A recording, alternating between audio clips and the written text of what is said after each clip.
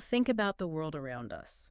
From the tiny whisper a microphone picks up to the intricate dance of electrons inside the chip powering your phone, we're just immersed in signals. Absolutely. Signals everywhere. But these signals, they often start incredibly small, right? So the question is, how do we take those delicate nudges and transform them into something powerful, something truly useful? That's really one of the most fundamental challenges in electronics. It often boils down to, skillfully amplifying those tiny signals without messing up their message, without distorting them. That's exactly it. So today, we're taking a deep dive into the foundational magic of analog integrated circuits. Specifically, we're really zeroing in on the essential building blocks. MOSFETs. The MOSFETs, metal oxide semiconductor field effect transistors, and the powerful amplifiers they let us build.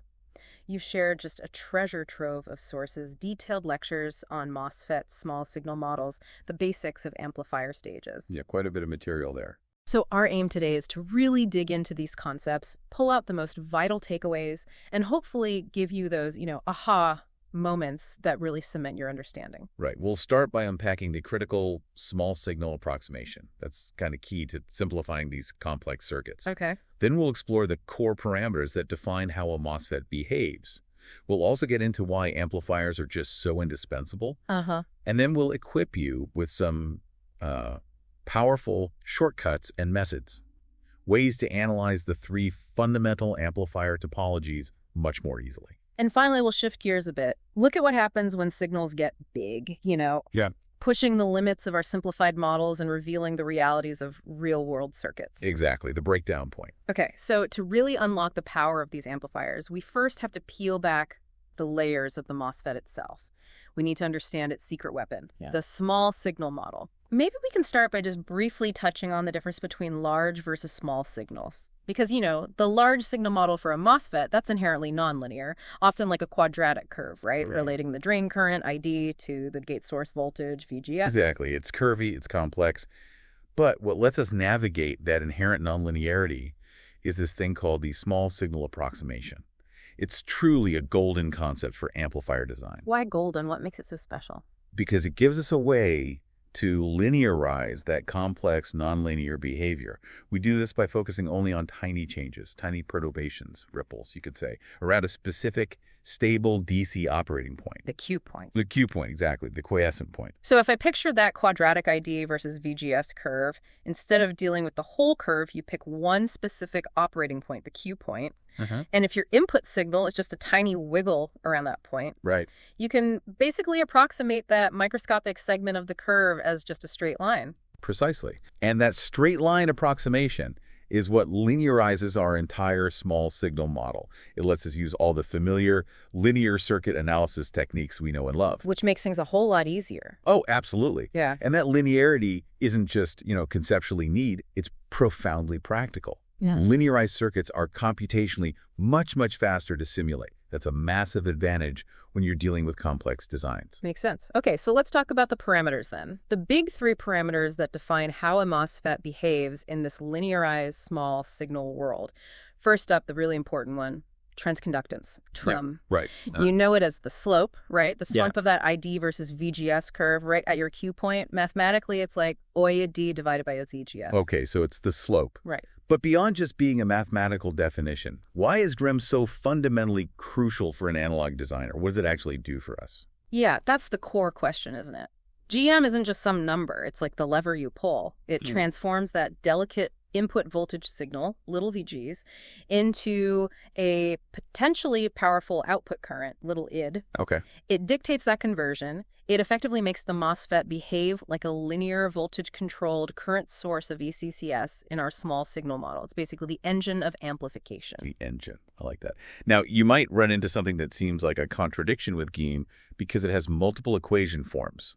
For instance, if you increase the overdrive voltage, VOV, that's the voltage above threshold that kind of turns the transistor on properly. Right. One equation form suggests GEAM goes up, but another seems to imply it goes down. What's going on there? Yeah, that can definitely trip you up when you first see those equations. How do we resolve that apparent paradox? The key is understanding what else is being held constant in each case. So if you're designing with a fixed device size, meaning the WL ratio is constant. Like a chip that's already made. Exactly. Then yes, increasing VOV will increase cram. But if you're designing with a specific current budget, meaning ID has to stay constant. Which is common in design. Very common. Then decreasing VOV is actually what increases GM. So the context matters hugely. Are you designing for a target current? Or are you analyzing a fabricated circuit where the geometry is fixed? That's a really crucial distinction. Makes a big difference in how you approach design. Okay, moving on. Second key parameter, body transconductance, DME. Right, DME. This captures the body effect, which is basically how increasing the voltage between the source and the body, VSB, how that effectively increases the threshold voltage, VTH, and if VTH goes up, your drain current, ID, goes down.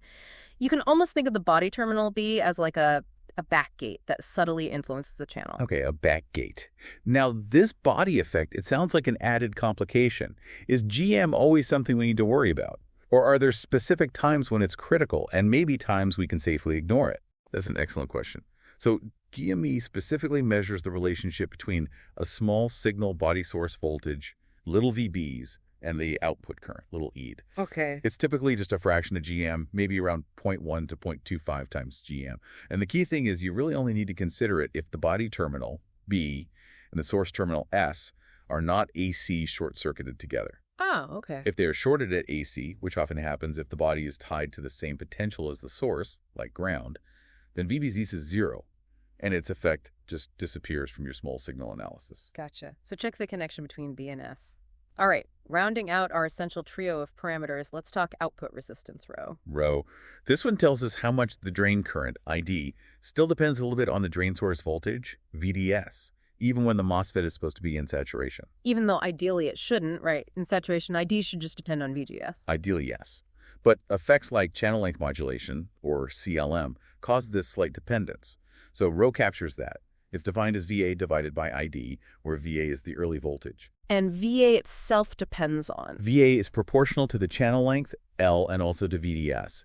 And the critical insight here is that increasing VDS, basically biasing the MOSFET deeper into saturation, increases VA and therefore increases rho. And why do we care about increasing rho? Because a higher rho is crucial for achieving higher voltage gain in an amplifier. We'll see that later. Okay, so higher rho, better gain. Now, for us as analog designers, it sounds like maybe we don't need to get totally bogged down in the minute physics of, why exactly the pinch-off point is sliding around in CLM. Precisely. Yeah. While physicists might ponder the sliding rate of the pinch-off point, as analog designers, we primarily care about the IV characteristics, the current voltage curves, and the slope we see there, which is 1 rho. Right. The take-home message is really that having an accurate device model is what matters most for designing effectively. It's definitely nice if you know the underlying physical effects in a nutshell, but you don't necessarily need deep dives into every single physical reason to design good circuits. Okay, so let's quickly summarize the complete MOSFET small signal model then.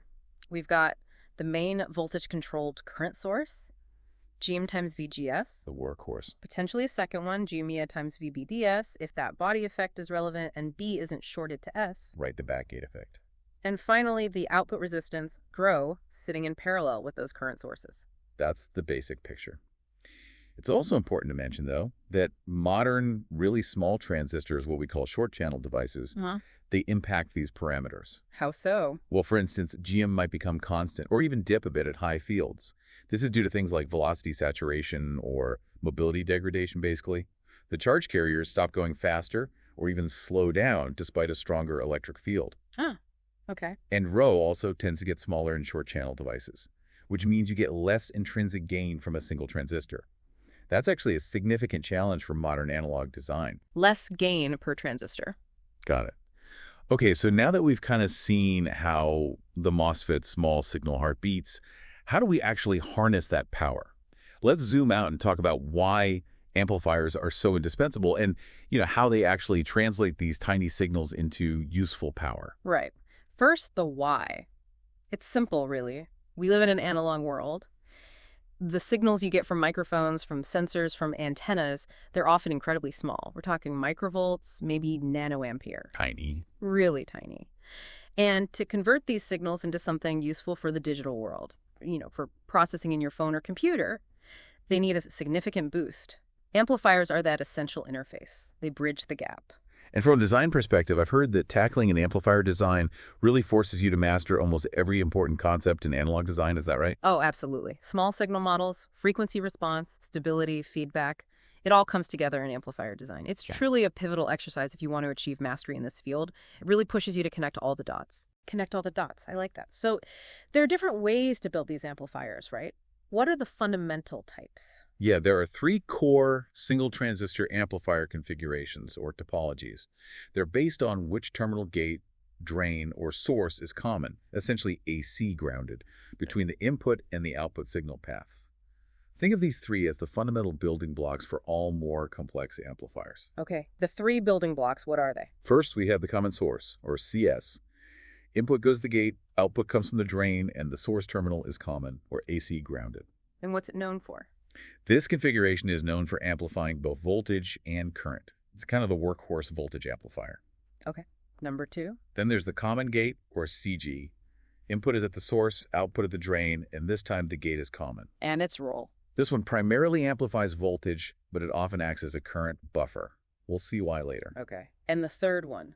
And finally, the third fundamental configuration is the common drain, or CD. Inputs at the gate, outputs taken from the source, and the drain is common. This one's often called the source follower. The source follower. You know, for our listeners, that alternative name really kind of gives away its core function, doesn't it? It absolutely does. It tells you exactly what it does. So maybe let's quickly walk through how amplification actually happens. Let's use the common source as our main example. Okay. Imagine you apply a small AC voltage, little VGs, at the gate. Our small signal model tells us that this VGs gets transformed by the MOSFET's Transconductance, a gene, into a proportional current, little ED. Right, the VCCS action. Exactly. And that current ED then has to flow through some kind of resistance connected at the drain. It's called RD for now. Okay. Now, Ohm's law tells us current flowing through a resistance creates a voltage drop. If RD is a large resistance, then that current ED will generate a large voltage drop across it.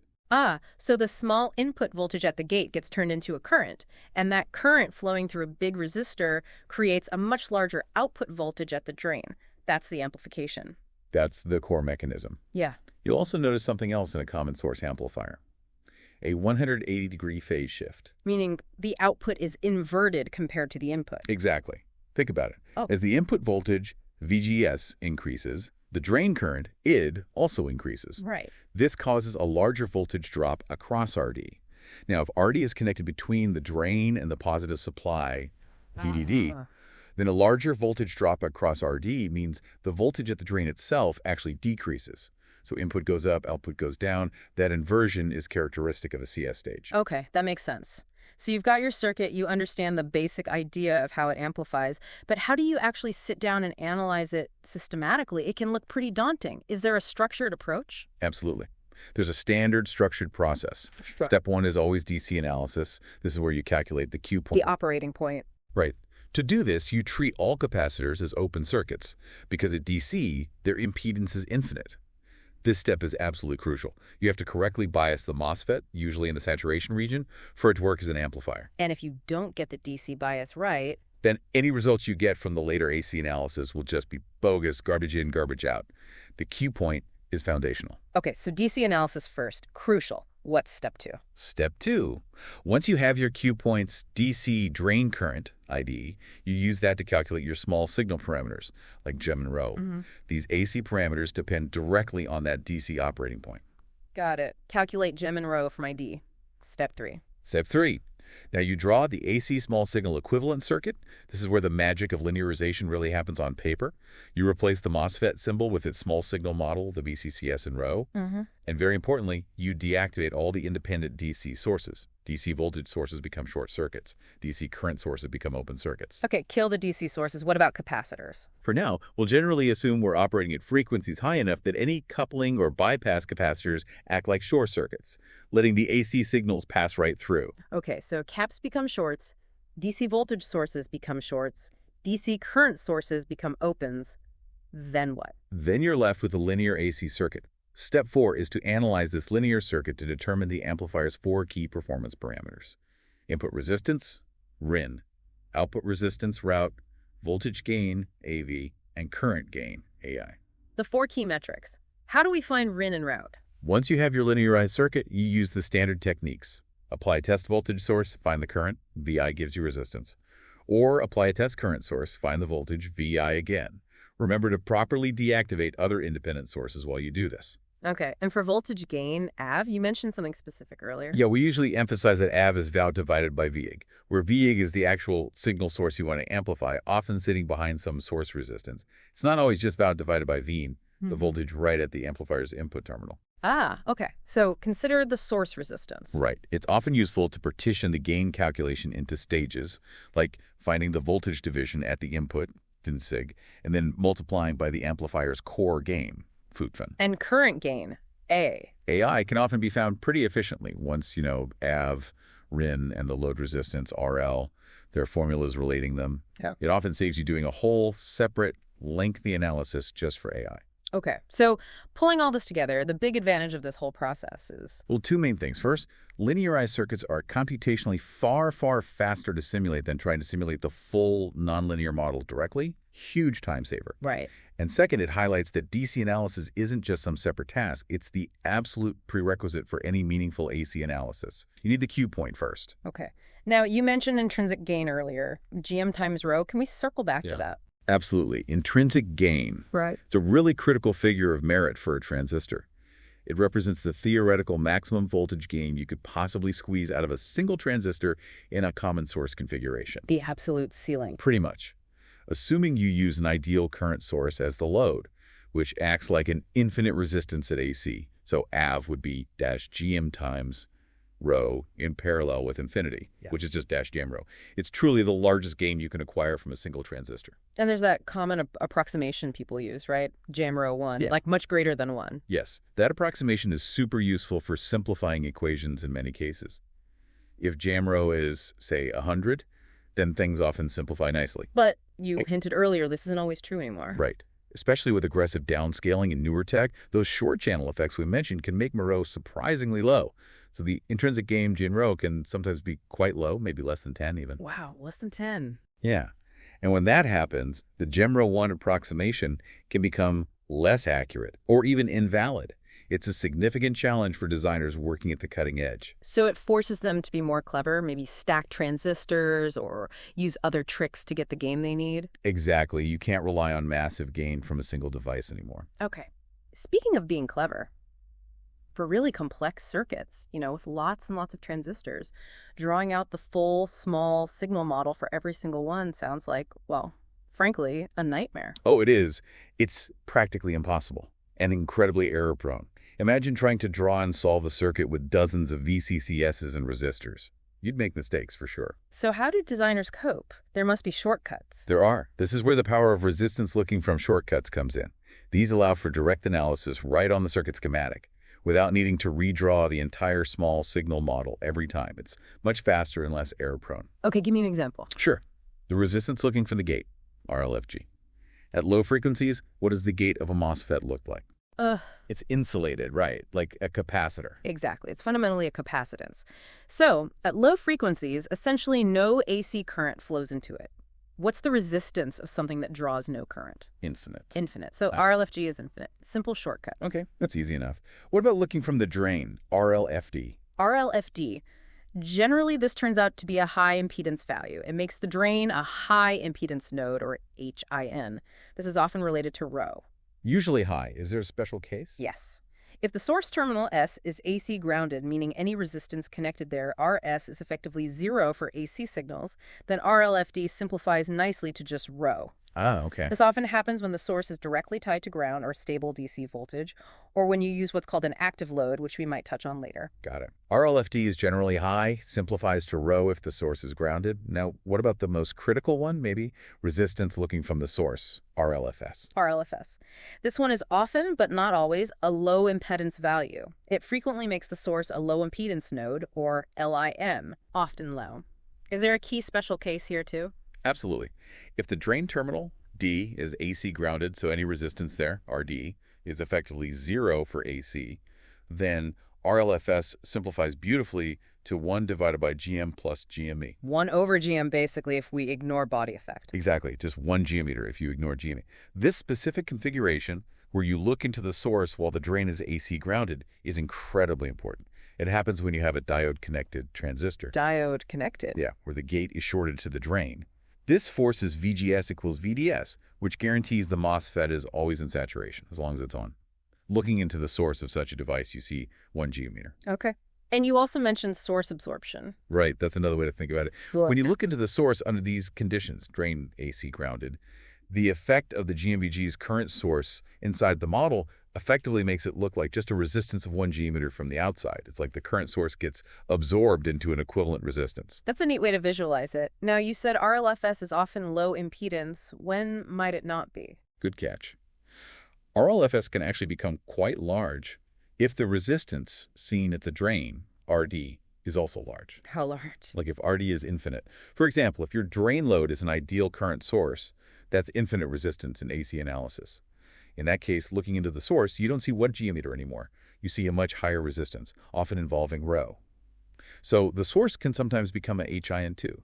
Depends on what's connected to the drain. Okay, context matters. These shortcuts seem really useful, but you mentioned an even bigger game changer for calculating gain. Yes, the GM-route method, capital G, capital R. GM-route. Okay, what's the concept? The concept is beautifully simple, actually.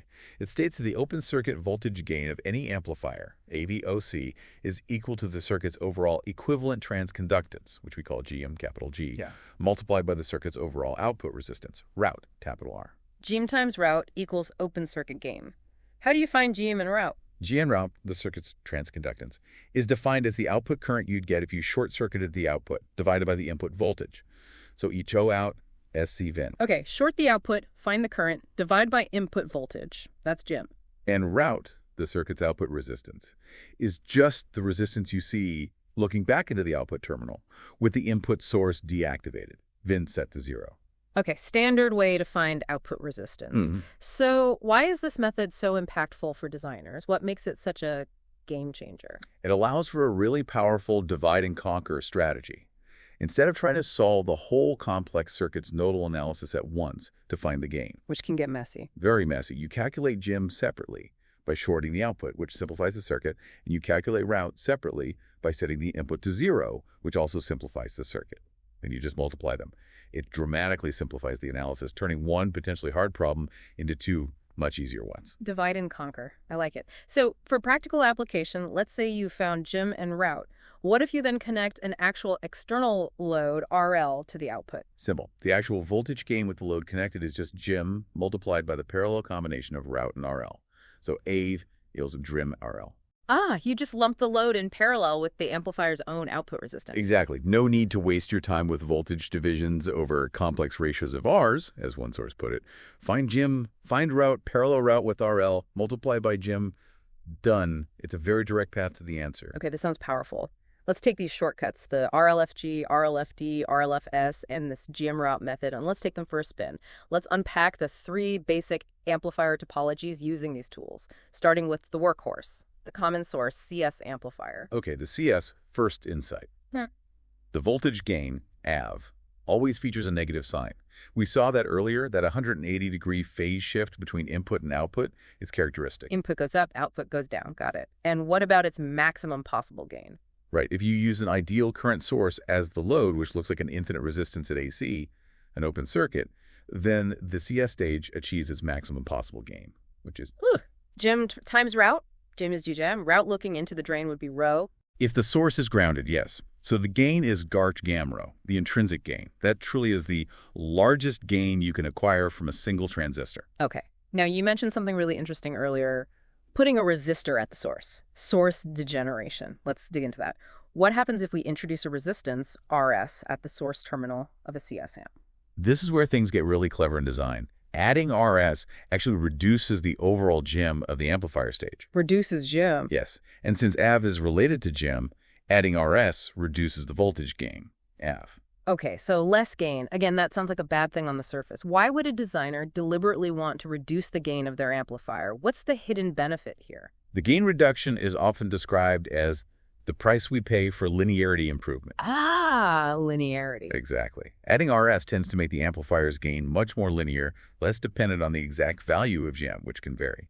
In fact, if RS is large enough, the gain av starts to approach just the ratio to car DRS. Just a ratio of resistors? Just a ratio of resistors. And this is a core principle of good analog design, working with ratios rather than absolute values. Why? Because ratios are more stable. Precisely. If you fabricate two resistors close together on a chip, even if their absolute values vary quite a bit due to manufacturing tolerances, their ratio tends to remain remarkably constant. So designing your gain to depend on a ratio like RDRS makes the circuit far more robust and predictable. It's much more stable against variations. That's really clever. True, good analog design. But is there a pitfall? Can you degenerate too much? What if RS gets really, really large? Like what if RS is an ideal current source, which looks like infinite resistance at AC? Ah, yes. The infinite degeneration case. Yeah. If RS becomes infinite, the overall G of the stage actually goes to zero. Zero gem. Zero gem, which means zero voltage gain. So at that point, our amplifier is completely degenerated. And, what use is our amp now? It doesn't amplify anymore. There's a limit. Okay. What about the input and output impedances for the CS amp? Generally, the input resistance RIN is large, ideally infinite, because the input is at the gate, which is insulated. Right, RLSG is infinite. And the output resistance route, seen looking into the drain, is generally large because the drain is typically a high impedance node, HIN, often related to rho. High RIN, high route. Got it. Okay, let's move on to topology number 2. The common gate CG amplifier. The CG, key thing here. It always features a positive voltage gain, no phase inversion like the CS. Input and output are in phase. Yeah. Okay. What about the gain magnitude? What's interesting is that its voltage gain can actually exceed the intrinsic gain, d shine rho, if the body effect, Chi is present and helps out. Huh. More than intrinsic gain is possible. In some cases, yes, because GM can contribute positively to the gain here. Okay. Now, you also mentioned it acts as a current buffer. What does that mean for how it's used? Right. It ideally takes the current fed into the input, the source, and passes it pretty much as is to the output, the drain. So its current gain, AI, is approximately equal to 1. Okay. Passes current through. Good for current buffering. What about its impedances? RIN and route. The input is at the source. Is the source usually high or low impedance? Looking into the source, RLFS is usually low, like 1 genometer. Exactly. So RIN for a CG amplifier is low because the source is generally a low impedance node, LIN. This low input impedance means it can effectively absorb current from whatever stage comes before it. Okay, low RIN and route. Output is at the drain. And the drain is usually the high impedance node, HIN. Right. So route for a CG is high, often related to rho again. Low RIN, high route, good current buffer. Perfect. Okay, and finally, the third fundamental configuration, the common drain CD amplifier, the one also called the source follower, SF. The source follower. This one is primarily a voltage buffer. Its main job is not voltage gain. In fact, its voltage gain, AMIV, is always less than 1. Less than 1, so it attenuates slightly. Yes, slightly. Ideally, it approaches unity gain, AV1, if you can eliminate the body effect, but it never exceeds 1. So you absolutely cannot use it if you need voltage gain. Okay, no voltage gain.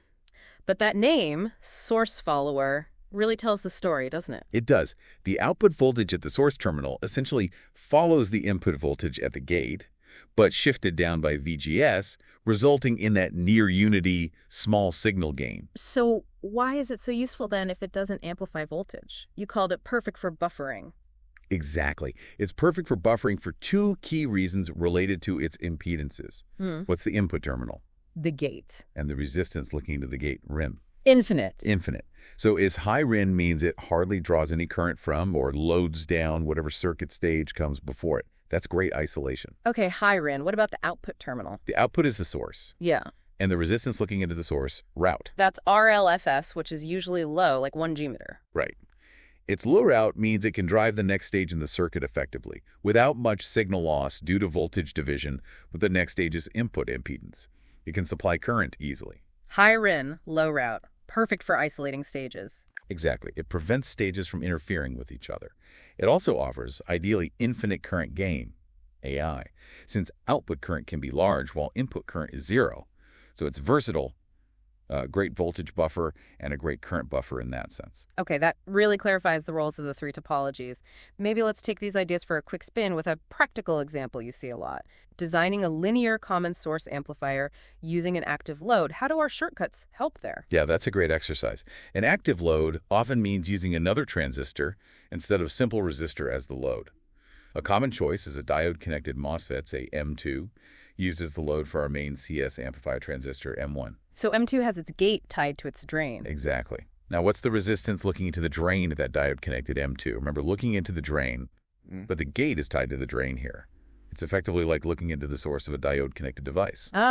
So the load resistance RD provided by M2 is RLFS for M2, which is roughly 1 Gml2. Precisely. The active load M2 looks like a resistance of 1 Gml2 plus its own ρ2, but let's ignore that for a moment. Okay, so the gain of the CS amplifier M1 is AV equals GM1, R load equals GM1 1 Gml2. Almost. It's made of GM1 times the parallel combination of M1's ρ1 and the load resistance, 1 Gml2 ρ2. But if ρ is large, it simplifies close to GM1 GM2.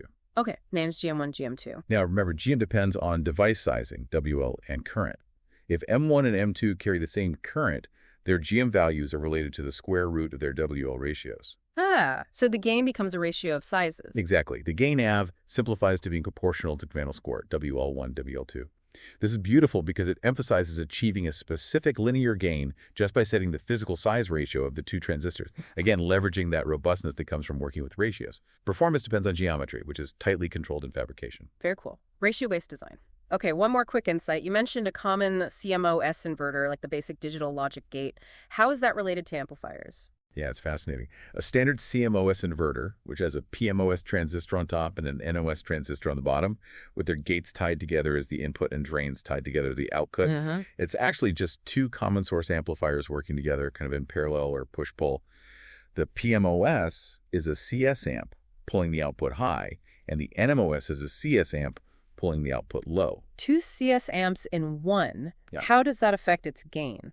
Well, in the transition region where both transistors are on in saturation, its voltage gain is remarkably enhanced. Both transistors contribute transconductance. So the overall GM is effectively GM plus GMOs. You add their GMs. You add the GMs. Okay. And the output resistance route is the parallel combination of their rows that go in row and row.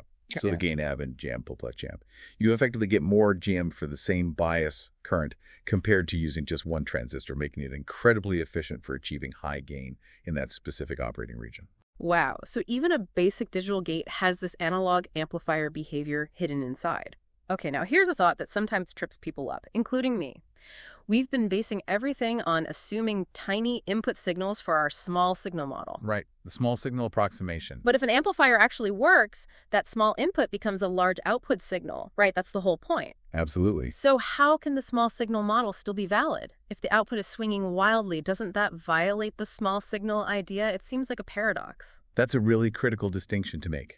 The small signal approximation primarily applies to the input side of the MOSFET. Specifically, it linearizes the relationship between the input voltage, VGS, and the resulting drain current, ID. Okay, input side linearization. Now, ideally for a MOSFET in saturation, the output voltage, VDS, should not affect the drain current, ID. Remember, it's supposed to be a perfect voltage-controlled current source. Okay. ID depends on VGS, not VDS, ideally. Exactly. And this crucial decoupling is what allows for large output voltage swings while still using the linearized small signal model at the input.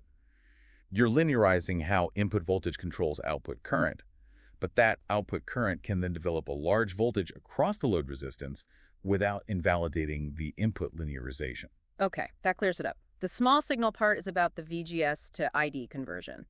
The large output swing is just that current flowing through the load. But the output signal can still only swing so far, right? It's limited by the power supply rails. Precisely. There are limits. The ceiling for the output voltage swing is typically the positive supply voltage, VDD. Can't go higher than the supply. And the floor is set by the need to keep the amplifying MOSFET in saturation. The drain voltage VDS needs to stay above VOV, which is VGS VTH, for the device to remain saturated. So the lowest the output can go is roughly VOV. So the total maximum output signal swing is roughly VDD minus VOV. Roughly, yes. For a simple CS amplifier with a resistor load, if you use an active load, like that diode-connected MOSFET, the load also needs to stay in saturation, which usually requires its own VOV drop. So for an active load CS, the swing is often closer to VDD minus 2 times VOV. Okay, swing is limited by keeping things in saturation. Now, going back to the input side, how small does the input signal actually have to be to qualify for this small signal approximation? Is there a rule of thumb? Yeah, there are a couple ways to think about it. Analytically, the condition is often given as the peak amplitude, V, of your input signal swing should satisfy V2 VOV. V2 much less than 2 VOV. A more intuitive approximation is just that the total change in VGS caused by your input signal, let's call it EVGS, should be significantly smaller than the DC overdrive voltage, VOV. So, VGS, VOV. If your input swing starts getting close to VOV, you're in trouble. You start to see significant nonlinearities creep in, yes. The approximation breaks down. This raises an important point then. If the input signal does cause VGS to change, even a little bit, and we know BNS itself depends on VGS through VOV, doesn't that mean VM actually changes slightly during the signal swing? Which would mean the gain isn't perfectly constant. Absolutely spot on. That is precisely the root cause of nonlinearity and distortion in amplifiers. Because BM isn't perfectly constant, the gain isn't perfectly constant over the input signal cycle. So if we connect this to the bigger picture, what does that changing gain cause at the output? It causes harmonic distortion, or HD.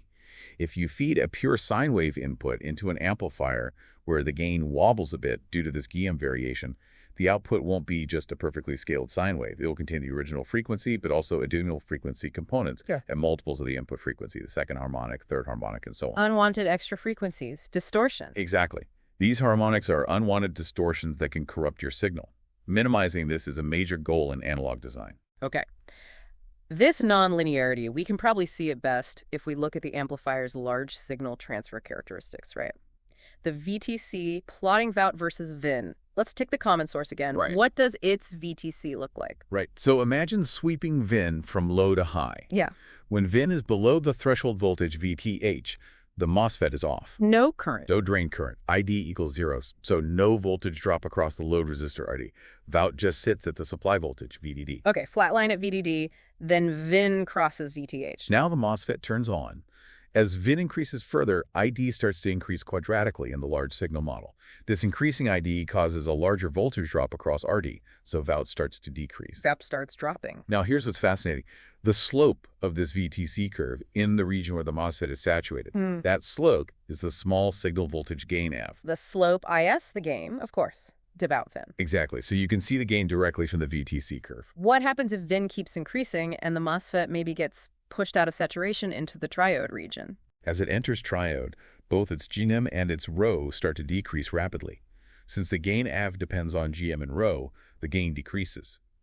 The slope of the VTC becomes less steep, flattening out as VOUT approaches ground. So the highest gain is achieved right when it's nicely in saturation. Yes. This powerfully reinforces why we bias our amplifiers in the saturation region to get high gain. Now, technically, the absolute highest gain point is right at the edge of saturation, just before it enters triode. But biasing there is usually impractical, because it leaves absolutely zero room for the output signal to swing downwards without hitting triode immediately. Right, no margin.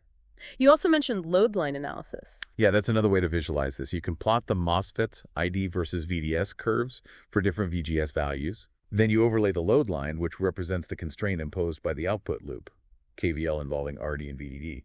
Where the load line intersects the curve for the current VGS, that's your operating point, Q point. As VGS increases, you can trace how the Q point moves along the load line, typically from saturation towards the triode region. Okay. And there was another way to look at gain, something about a ratio of voltages. Ah, yes.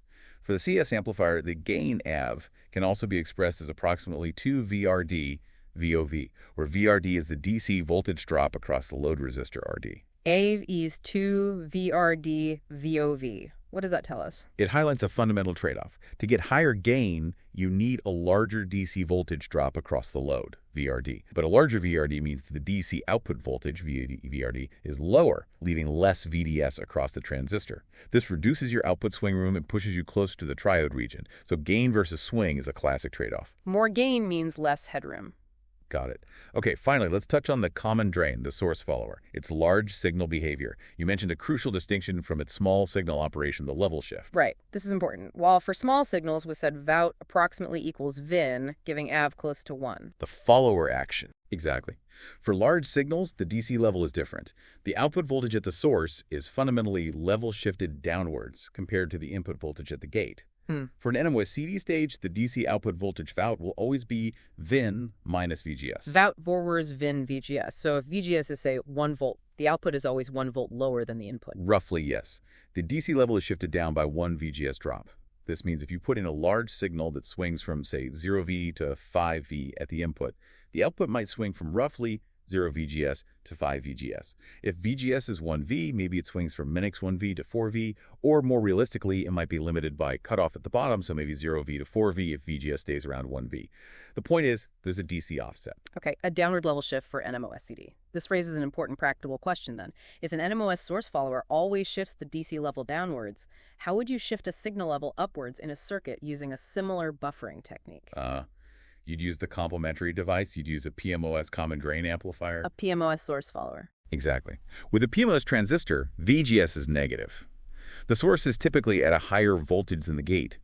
For a PMOS CD, the output voltage Vout becomes VIN plus the absolute value of VGS. So it provides an upwards level shift relative to the input. Vout of VIN plus VGS.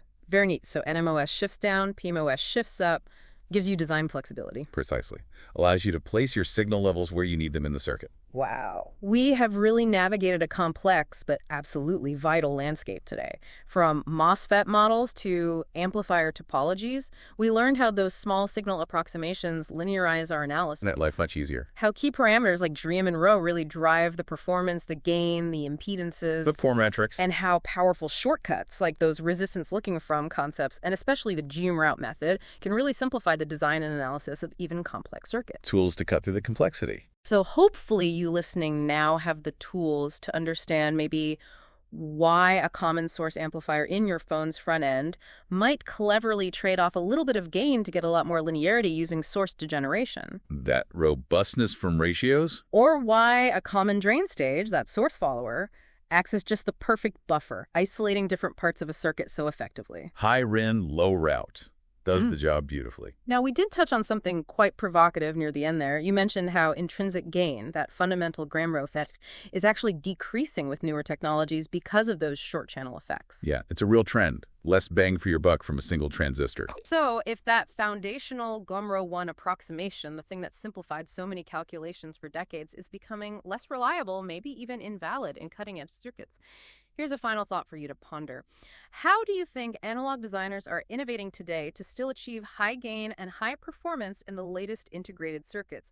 What new tricks might they be employing up their sleeves to overcome these fundamental physical limitations and continue pushing the boundaries of analog design?